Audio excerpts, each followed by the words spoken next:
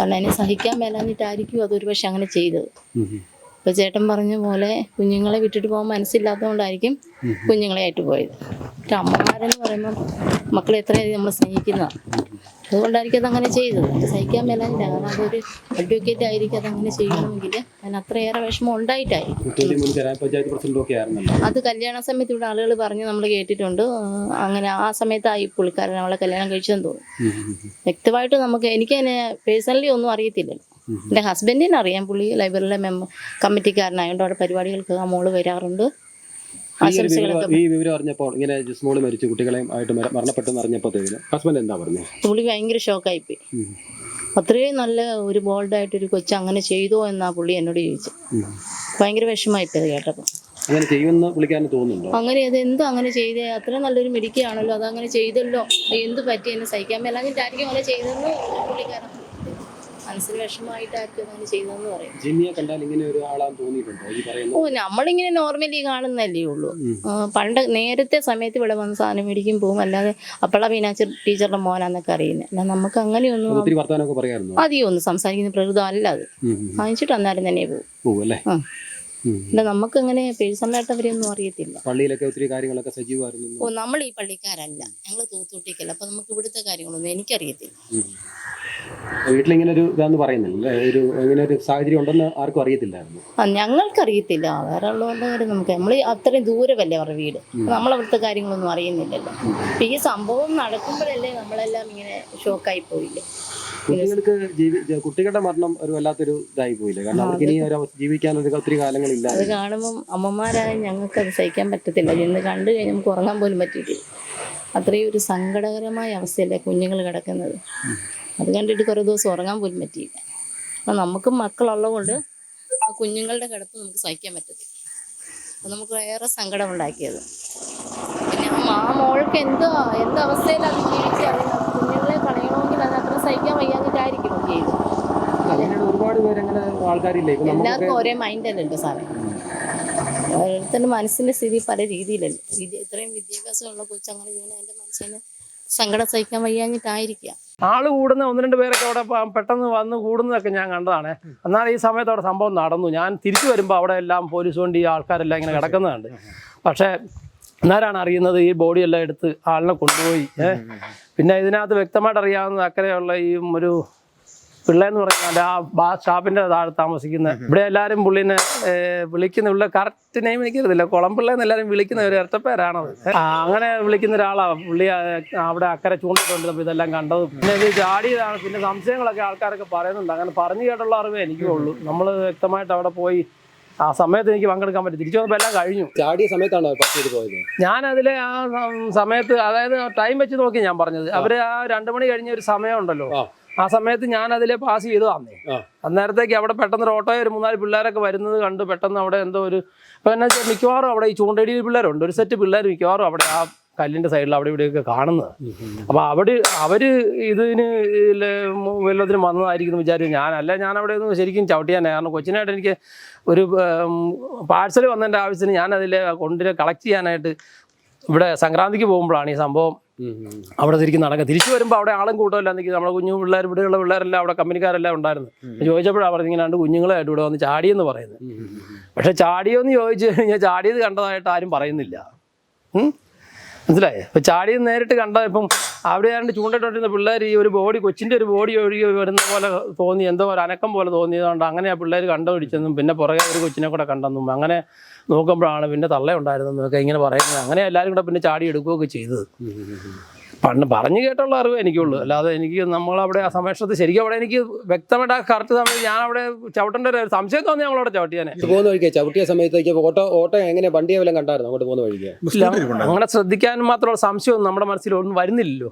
പിന്നെ അവിടെ ആ കല്ലിൻ്റെ അവിടെ മിക്കവാറും ഈ അവിടെ പണ്ടത്തെ പോലെ. പിന്നെ വേറൊരു കാര്യമുണ്ട്, ഒരു ആണുങ്ങൾക്ക് പോലും അവിടെ കൃത്യമായിട്ട് ഒന്ന് അങ്ങ് ഇറങ്ങാനായിട്ട് ബുദ്ധിമുട്ടുള്ളൊരു സ്ഥലം അവിടെ. ഞാൻ പിറ്റേ ദിവസം വന്നപ്പോൾ ഞങ്ങൾ പണ്ട് ഇവിടെ കുളിച്ചുകൊണ്ടിരുന്നത്, ആ കല്ലിങ്ക പോയി ഞങ്ങൾ കുളിച്ചുകൊണ്ടിരുന്നത്. ഞാൻ 10-20 വർഷമായിട്ട് ഇവിടെ വർഷം നടത്തുന്നതാണ്. ആ കല്ലിൻ്റെ അവിടെ പോയി നമ്മൾ കുളിച്ചുകൊണ്ടിരുന്നത്.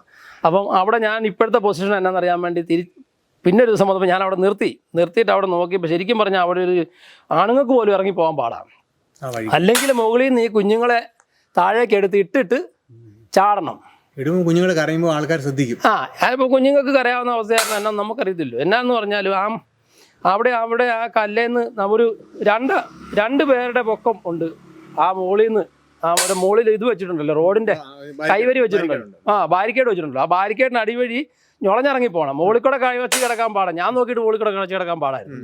അപ്പോൾ അടിയിൽ കൂടെ നുളച്ച ഞാൻ കയറി അവിടെ ചെന്ന് ഇറങ്ങി നോക്കിയപ്പോൾ അതിൻ്റെ അങ്ങേരത്തൊരു കുത്തുകല്ലുണ്ട്, നമ്മളിങ്ങനെ നടക്കല്ല് പോലെ. ആ നടക്കല്ല് കുത്തുകല്ല് വഴി ഇറങ്ങി വേണം. രണ്ട് കുഞ്ഞുങ്ങളെ എടുത്തോണ്ട് പോകണ്ടേ? അതാ പറഞ്ഞത്. ഒന്നുകിൽ ഇങ്ങേര് ഈ ചാടിയതാണെങ്കിൽ ഈ പുള്ളിക്കാരത്തി കൊച്ചുങ്ങളെ ആദ്യം എടുത്ത് അവിടെ ഇട്ട് കാണും. അപ്പൊ കുഞ്ഞുങ്ങൾ കരയില്ല. ഇട്ട് കഴിഞ്ഞിട്ട് പുള്ളിക്കാരത്തി ആ പുറകെ ചാടി. അപ്പം വേറെ കാര്യമുണ്ട്, താഴെ കുറെ ഭാഗത്ത് വെള്ളമില്ല. ആ കല്ലിന്റെ ഭാഗത്ത് ചെന്നിട്ടേ വെള്ളത്തിലേക്ക് എടുത്തിടാനോ ചാടാനോ പറ്റുള്ളൂ. അല്ലെങ്കിൽ പിന്നെ ആ കല്ലുവഴി ഇറങ്ങി പിള്ളേരെ ആയിട്ട് താഴെ വരണം. പക്ഷെ വേറെ കാര്യമുണ്ട്, അവിടെ എന്തെങ്കിലും സംഭവിച്ചാൽ വഴി കൂടെ പോകുന്നവർക്ക് അറിയത്തില്ല. ഈ വഴി അങ്ങോട്ട് ഇറങ്ങുന്നത് കണ്ടെങ്കിൽ മാത്രമേ ആരെങ്കിലും തടയുള്ളൂ. അല്ലെങ്കിൽ ആ താഴെ ഇറങ്ങിക്കഴിഞ്ഞാൽ നമ്മൾ അവിടെ ചെന്നിട്ട് ഇങ്ങനെ എത്തി നോക്കിയെങ്കിൽ മാത്രമേ അവിടെ താഴെ എന്തെങ്കിലും സംഭവിച്ചിട്ടുണ്ടോ ആളുണ്ടോ എന്ന് അറിയാൻ പറ്റുള്ളൂ. അല്ലെ പിന്നെ അങ്ങേരത്ത് ചൂണ്ടയിടുന്ന പിള്ളേരുണ്ട്, അവർ കാണണം. അല്ലെ അക്കരെ ഇരിക്കുന്നവർ കാണണം. കാരണം നേരത്തെ പോലെ അല്ലേ, ഇപ്പം അവിടെ മുഴുവൻ കാട് പിടിച്ചു. നേരത്തെ ആറ്റുമാലിയായിട്ട് നല്ല മണല് പോലെ നടന്നപ്പോഴത്തേന് അവിടെ കാടൊന്നും ഇല്ലായിരുന്നു. ആര് പോയാലും ഇറങ്ങിയാലും നമുക്ക് കാണാമായിരുന്നു. ഇപ്പം മൊത്തം പൊന്തക്കാട് പോലെ പിടിച്ചിട്ട് ഇഞ്ചയെല്ലാം കൂടെ പിടിച്ച് ആകെപ്പാടെ ഇതായിക്കളാം. അതാണ് അത് സ്വയമായിട്ട് ഒരാൾ വന്ന് ഒരു പെണ്ണിനെ കൊണ്ട് രണ്ട് പിള്ളേരെ ആയിട്ട് വന്ന് ഇറങ്ങിപ്പോയി ഒന്നും അവിടെ ചെയ്യാവുന്ന ഒരു സ്പേസ് അല്ല. രണ്ട് സൈഡിലും കുഞ്ഞുങ്ങള് കുത്തുകല്ല് ഇറങ്ങണമെങ്കിൽ പിടിക്കുന്നത് അങ്ങനെ. അതെ, അല്ലെങ്കിൽ പിള്ളേരെ എടുത്ത് താഴെ ഇടണം. താഴെ ഇട്ടിട്ട് ഉടനെ പുള്ളിക്കാരത്ത് ചാടിയിട്ട് പിള്ളേരെ എടുത്ത് വീണ്ടും ആറ്റിലേക്ക് ഇടണം. അങ്ങനെ ഉണ്ടെങ്കിൽ മാത്രമേ അങ്ങനെ ചെയ്യാം. ഇതിപ്പോ ആ വെപ്രാളത്തിന് പുള്ളിക്കാരത്തി അങ്ങനെ ചെയ്തതാണെങ്കിൽ പിള്ളേർ താഴോട്ട് എടുത്തിട്ട് കാണും. അല്ലാതെ ഒന്നും ഒരിക്കലും അവിടെ ഒരാൾ കരയ്ക്ക് നിർത്തി, കുഞ്ഞു പിള്ളേരല്ലേ, ഒരാളെ കരയ്ക്ക് നിർത്തിയിട്ട് ഒരാളെ കൊണ്ട് എടുത്തോണ്ട് ഇറങ്ങിപ്പോയി പിന്നെ ചെന്നൊരാളിനെ എടുത്തോണ്ട് അങ്ങനെ ഒരു മൈൻഡിലൊന്നും ആയിരിക്കല്ലേ ഇപ്പം വന്ന് ചെയ്തതാണെങ്കിൽ. പിന്നെ ഇപ്പം എന്നെ പലരും പല സംശയങ്ങളാണ് പറയുന്നത്. ഇതൊന്നും ക്ലിയർ ചെയ്യാൻ ശരിക്കും അവിടെ ഒരു CCTV ഇരിപ്പുണ്ട്. അവിടെ ആ സ്കൂളിന്റെ ഇതില്ലേ ഗോപുരം, അതിലൊരു CCTV ഉണ്ട്. ആ CCTVയില് ഇതുവരെ ഒരു ചാനലുകാരും ആ CCTV കളക്ട് ചെയ്തിട്ടില്ലല്ലോ. CCTVയിലെ കളക്ഷൻ നമ്മൾ പണ്ട് ഷൈനിയുടെ കേസ് ഇട്ടുണ്ടായപ്പോൾ CCTVയിലെല്ലാം വന്നത്. പക്ഷെ ഇതിന്റെ CCTVയിൽ റെക്കോർഡ് ചെയ്തിരിക്കുന്ന സംഭവം ഇതുവരെ അവരെടുത്ത് ഇതുവരെ ഒരു ചാനലുകാർക്കും കൊടുത്തിട്ടില്ല. ഉണ്ടെങ്കിൽ അറിയാമല്ലോ, അവിടെ കൊണ്ട് സ്കൂട്ടർ വെച്ചതായിട്ടാണ് പറയുന്നത്. ആ സ്കൂട്ടർ വെച്ച ആൾ വന്ന് വെച്ചതാണെങ്കിൽ ആ CCTV കാണൂല്ലോ. ഒന്ന് മറ്റേ സ്കൂളിനും അല്ല പള്ളിയുടെ വാതിക്കലും ഉണ്ട് ഒരു CCTV. അതിലേ വരുന്നെങ്കിൽ പള്ളിയുടെ വാതിക്കലും ഉണ്ട് CCTV. രണ്ട് CCTV. ഇതിൻ്റെ ഒന്നും എടുത്തിട്ടില്ല ഇതുവരെ. എന്നാ സംഭവിച്ചെന്ന് ഇപ്പം ഇതുവരെ ഒന്നും ആർക്കും ഒരു നാട്ടുകാർക്ക് പോലും അതൊരു മാനസിക പ്രശ്നമായിട്ടിരിക്കും. എന്താ സംഭവിച്ചെന്ന് ആർക്കും പിടിയില്ല. സത്യം അറിയാനുള്ള ആകാംക്ഷയാണ് എല്ലാവരും കാണിക്കുന്നത്. ഇതിപ്പം നോർമലി ഒരു പെണ്ണ് വന്നങ്ങനെ ചെയ്യാവുന്ന ഒരു സ്പേസ് അല്ല അത്. ഇപ്പൊ താഴെ നിന്നിട്ട് പെട്ടെന്ന് എടുത്ത് ചാടാവുന്ന ഒരു സ്ഥലവും അല്ല. അവിടെ താഴെ വെള്ളമില്ല. ഒതുങ്ങി കിടന്ന സമയം 6 ഇപ്പോഴാണെങ്കിൽ ആറ്റിലോട്ട് വെച്ച് വെള്ളം തികച്ചു കിഴക്ക് മഴ പെയ്തപ്പോ.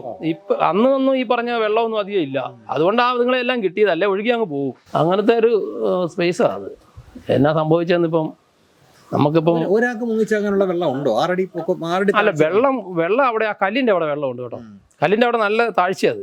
കാരണം ഇവിടെ ഒരു പള്ളിക്കായോ എന്ന് പറഞ്ഞു കഴിഞ്ഞാൽ അവിടെ എല്ലാ വർഷവും വന്ന് പിള്ളേർ കുളിക്കാൻ ഇറങ്ങിയാൽ പോലും അത് നീന്തൽ അറിയാൻ മേലാത്ത പിള്ളേർ കഴിഞ്ഞ വർഷമാണ് കഴിഞ്ഞാലും ഇപ്പോഴത്തെ വർഷമാണ് 2 പിള്ളേർ വന്ന് മരിച്ചതാണ്. 3-4 പിള്ളേർ ആടിയതാണ്, 2 പിള്ളേർ മരിച്ചു പോയതാണ്. അവിടെ ഇവിടുന്ന് അങ്ങോട്ട് ചെന്നിട്ട് അവിടെ ഇങ്ങനെ പള്ളിക്കായോ എന്ന് പറഞ്ഞ് ഇങ്ങനെ കറങ്ങുന്ന സ്ഥലം അവിടെ ചുഴലി പോലെ. അവിടെ നല്ല താഴ്ചയാണ്, ആ കല്ലിൻ്റെ അവിടെ നല്ല താഴ്ചയാണ്. അവിടെ ഒരാൾ പോയാൽ മുങ്ങി ചത്തു പോകും നീന്തൽ അറിയാൻ മേലെങ്കിൽ. പിന്നെ അങ്ങോട്ട് ചെല്ലുമ്പം കുറച്ച് ഭാഗത്ത് ആ വെള്ളം കുറവുള്ള ഭാഗത്ത് അങ്ങോട്ട് വന്നപ്പോഴും അവിടെ ഇരുന്നവന്മാർ കണ്ടെന്നാണ് പറയുന്നത്. നമുക്കതിനകത്ത് ശരിക്കും അന്നത്തെ സാഹചര്യത്തിൽ ഞാനിവിടെ ഇല്ലാതെ പോയത്. അല്ലെ എല്ലാം കേട്ടാലും അന്നേരം ഓടി നമ്മൾ അവിടെ ചെല്ലുന്നതാണ്. അറുത്ത അയലൊക്കത്ത് ഞങ്ങൾ താമസിക്കുന്നത്. ഇങ്ങനെ വേറൊരു വേവലാതിപ്പെട്ട് ഇങ്ങനെ കൊച്ചിന്റെ കാര്യത്തിന് വേണ്ടി ഓടി നടന്നുകൊണ്ട് ജിമ്മിയുടെ അച്ഛനെ ഒന്നും അറിയത്തില്ല. അവരെയൊന്നും നമുക്കറിയത്തില്ല. അവരക്കരെയാണ് താമസിക്കുന്നത്. ഇവർ ഈ 6 നീർക്കാട് എന്ന് പറയുന്ന സ്ഥലത്ത് താമസിക്കുന്നത്. പറഞ്ഞു കേട്ടുള്ള അറിവ് എനിക്ക്. കുട്ടികളുടെ കാര്യം ഓർക്കുമ്പോൾ കുട്ടികളുടെ കാര്യം ഓർക്കുമ്പോഴത്തേന് ആർക്കാണെന്ന് പറഞ്ഞാൽ ഇപ്പോൾ അങ്ങനെ തന്നെയല്ലെന്നേ, ലീഗലി എല്ലാം അറിയാവുന്ന ഒരു പെണ്ണല്ലേ. ഞാൻ പറയട്ടെ, സാധാരണ ഒരു സ്ത്രീ ഇത് ചെയ്യുന്നതെങ്കിൽ നമുക്കതിനകത്ത് ആർക്കാണെന്ന് കേൾക്കുന്നവർക്ക് അതിനകത്ത് അങ്ങനെ സംഭവിക്കാമെന്ന് വിചാരിക്കാം. പക്ഷെ ഒരു ലീഗലി എല്ലാ കാര്യത്തിലും ഒരു കുടുംബത്തൊരു പീഡനം സംഭവിച്ചാലും അതിനെന്താ ചെയ്യേണ്ടെന്ന് ലീഗലി അറിയാവുന്ന ഒരു പെണ്ണ് പെട്ടെന്ന് ഇങ്ങനെയുള്ള കാര്യത്തിലോട് തിരിയാന്ന് പറഞ്ഞാലേ ഒരിക്കലും അത് നാട്ടുകാർക്ക് വിശ്വസിക്കാൻ പറ്റുന്നില്ല. അതുകൊണ്ടാണ് നാട്ടുകാർ ഇതിനെ ഇങ്ങനെ സംശയം പറയുന്നത്. പീഡനം സഹിച്ച അപ്പം അങ്ങനെ ഒരു അവസ്ഥ ഒരു വക്കീലിനുണ്ടായെങ്കിൽ സാധാരണക്കാരുടെ സ്ത്രീകളുടെ അവസ്ഥ എന്നായിരിക്കും. വക്കീലിന് അങ്ങനെ ചെയ്യണ്ട. ഇങ്ങനെ ഒരു അവസ്ഥ അവരുടെ കുടുംബത്തുണ്ടെങ്കിൽ അവർക്ക് നിയമപരമായിട്ടാണെങ്കിലും പിരിയാനുള്ള കാര്യങ്ങളോ അല്ലെങ്കിൽ കൊച്ചുങ്ങളെ സംരക്ഷിക്കാനോ എല്ലാം അറിയാമല്ലോ. ഇത് അറിയാൻ മേലാത്ത ഒരാളല്ലല്ലോ സംഭവം അങ്ങനെ സംഭവിച്ചത്. അതുകൊണ്ട് ആൾക്കാർ ഇങ്ങനെ നമ്മൾ 10-20 വർഷമായിട്ട് 22 വർഷമായിട്ട് ഞാനിവിടെ 2002 മുതൽ വർഷോപ്പായിട്ട് ആ പള്ളിയുടെ പുറകിലായിരുന്നു. അത് കഴിഞ്ഞ് ഞങ്ങൾ ഇങ്ങോട്ട് മാറിയതാണ്. ആ പള്ളിയുടെ തൊട്ട് പുറകിൽ ഇരിക്കുന്ന സ്കൂളിന്റെ SME ഗ്ലോബൽ സ്കൂളിന്റെ ബിൽഡിങ്ങിലായിരുന്നു ഞങ്ങൾ ഇരുന്നത്.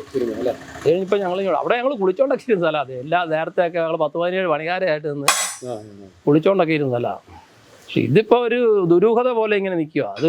അത് തെളിയിച്ചിട്ടില്ല സംഭവം. പോലീസിലാണേലും തെളിയിച്ചിട്ടില്ല സംഭവം. അവര് എന്നാ ഇപ്പൊ നമുക്കറിയത്തില്ല അതിനെക്കുറിച്ച്. നാട്ടുകാരായിട്ട് നമുക്കിതെല്ലാം കേൾക്കുമ്പോൾ ഉള്ളൊരു നമുക്ക് അതിനെക്കുറിച്ച് വൃത്തിയായിട്ടൊന്നും അറിയത്തില്ല. സത്യം പുറത്ത് എല്ലാവർക്കും മനസ്സിലാകരുത്. അറിഞ്ഞാൽ കൊള്ളാന്ന്. കാര്യം അറിഞ്ഞ ആളിനെ തിരിച്ചു കിട്ടുമായിട്ടല്ല.